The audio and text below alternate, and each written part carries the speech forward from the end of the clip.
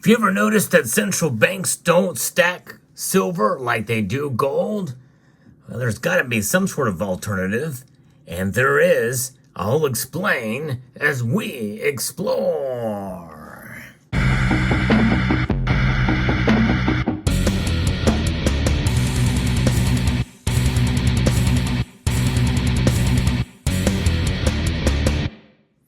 The reason why central banks don't stack silver like they do gold is because there's really no reason to. It just is not nearly as valuable as gold is. I know that's a hard pill to swallow for a lot of stackers out there, but it's precisely because of how valuable silver is to us, as opposed to them, as to why they don't stack it. Yeah, let that sink in for a little bit. This is why silver is considered the people's metal compared to gold. You know, gold is for kings, silver is for gentlemen, you know what they say, and debt is for slaves. And I tell you what, whenever you stack silver, you are indeed, if you do it the right way, protecting yourself from debt. And that's exactly what happens whenever this continues to decrease in value and your bills go up. It takes more of these in order just to pay your bills. It's a pretty sad state of affairs that we live in today, and it's a lot worse in other countries. You know, the government, and not just our government, but other governments used to have a strategic stockpile of silver. And to some extent, we kind of still do to a degree, although we don't really hear much about it.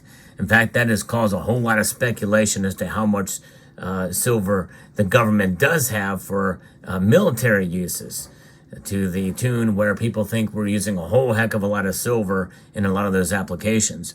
We are. There's more silver being used for military applications than ever before, no question about it, because of the kind of world we live in.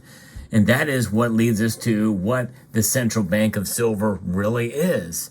There was a recent interview with the president of Hecla Mining that talks about what silver is, how it's changing. The CEO, Phillips Baker, has mentioned here it's an increasingly becoming an industrial and an electrical metal. According to Matt Watson, the founder of Precious Metals Commodity Management, LLC. He sat down and recorded an episode with Phillips Baker, who is the president and CEO of Hecla Mining, which is the largest silver producer in the United States, and is also the chairman of the Silver Institute. And by the way, the Silver Institute's research is done by an organization called Metals Focus. If you enjoy content like this, where I provide you the analysis and the latest news in the world of precious metals, including silver, I hope you will consider pressing that thumbs up button down below, like this video, as well as subscribe to the channel if you find value in the content that I provide here. Silver is an amazing metal, but it is seen differently by the markets because it is mostly an industrial metal. That's just a fact that we have to deal with today. It is an industrial metal, and it is a commodity. Now, does that take away from the other attributes that silver has? No, it's just seen as that because of its wide variety of uses. Baker agreed that silver is less a monetary metal like gold than it used to be. It is an evolution. It is something I've been talking about on this channel for quite some time.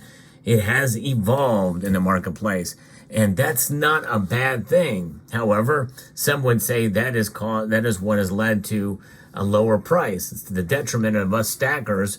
We can't seem to get ahead with silver because the price keeps getting subdued or suppressed, they say. And of course, arguments can be made on both sides of that issue, but most believe that silver's price is suppressed precisely because of all of its applications out there. Nearly a third of the global silver supply, which is about 300,000 ounces, is now used for solar power. Other industrial applications include automotive, solder and brazing alloys, and water purification, plus a myriad of other medicinal uses and industrial applications. They don't say it here, but it is the most diverse metal on the periodic table. In other words, it has more uses than any other metal. Copper and iron certainly are used, in greater quantity, but in terms of the diversity of uses, silver wins hands down. to its detriment, I guess one would say. He says here that silver is the most conductive material on the periodic table of elements, certainly the most conductive metal, but probably is right. The most conductive material on the periodic table of elements, although it's followed closely by copper, which means that it could very well could be substituted for some applications if silver's price gets too expensive, which means that there's less precipice for them to keep the price down in that regard, because if it does get too expensive, well, mostly they'll just use copper in that regard. It is ideal for electrification. Watson noted both metals are facing a supply crunch to a degree, and of course we've talked about that as well too.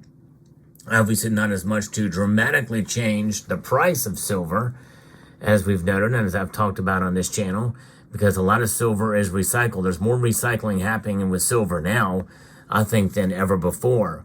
And that is leading to, I think, the price not climbing as dramatically. Plus, there's other factors, supply chain issues, China's economy, as I've talked about in the past as well, too, which has pushed back with some of the demand.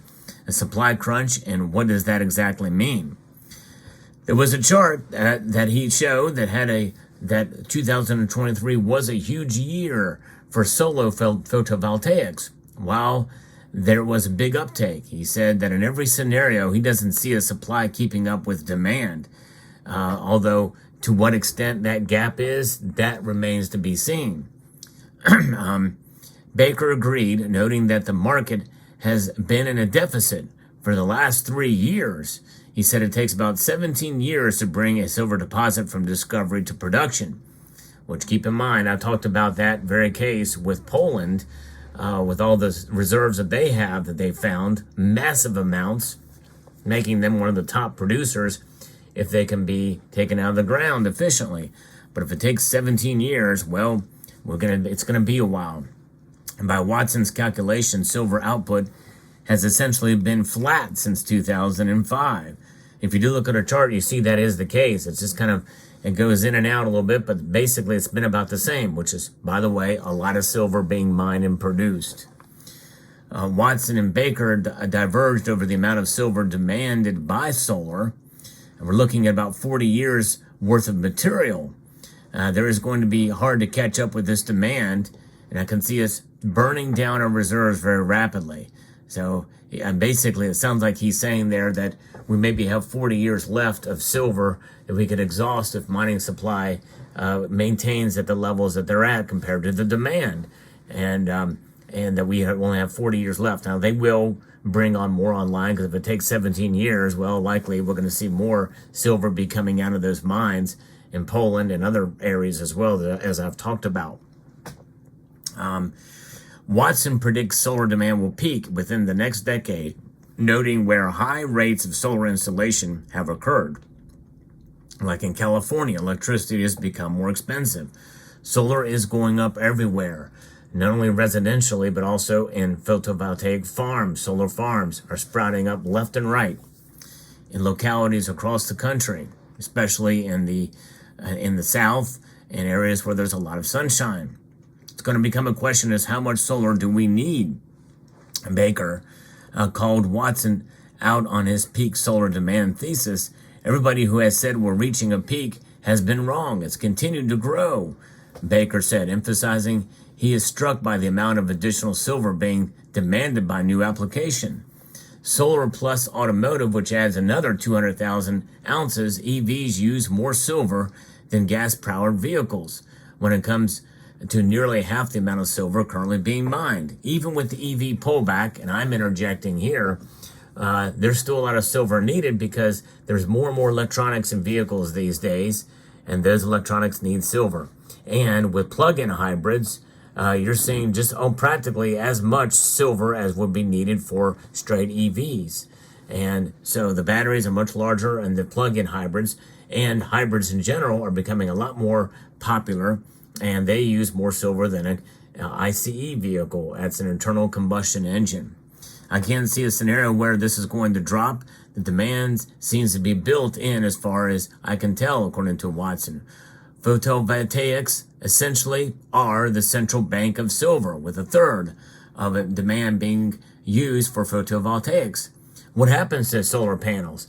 They stay on roofs and on solar farms for many, many years, essentially like a storage option. Yes, indeed.